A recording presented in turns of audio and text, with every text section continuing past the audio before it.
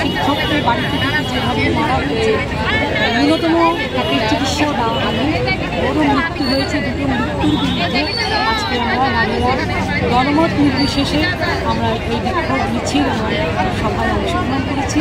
আমরা চাই এটা আমাদের রাজ্যে দৃষ্টান্ত তৈরি করুক, পুলিশ প্রশাসনও যেন এই বিষয়ে আরও বেশি সক্রিয় ভূমিকা। কী ধরনের দাবি রাখছেন আপনারা? আমরা কোনো দাবি রাখিনি, আমরা শুধু দুটি হত্যার বিরুদ্ধে এবং ধর্ষিতা মেয়ে যেভাবে আক্রান্ত হয়েছেন সব কিছুর বিরুদ্ধে আজকে আমাদের বিক্ষোভ সভা মিছিল। সাজা কীরকম চাইছেন? মানে অনেকের ধরনের, কেউ বলছে ফাঁসি, কেউ আপনাদের মানে কীরকম? বিশেষ করে যে কলকাতায় যেটা হয়েছে এটা তো একেবারে চরমতম শাস্তি আমরা চাইছি।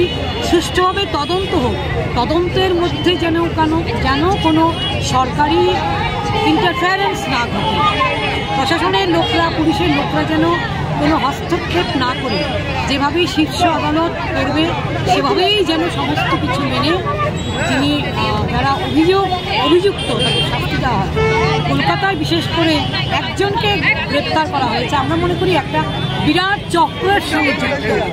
সেটা সুষ্ঠুভাবে তদন্ত করে আরও যারা দোষ করেছে, যারা দোষী, সেই অপরাধীদের আড়াল না করে খুঁজে বের করা হোক এবং দৃষ্টান্তমূলক শাস্তি দেওয়া হোক।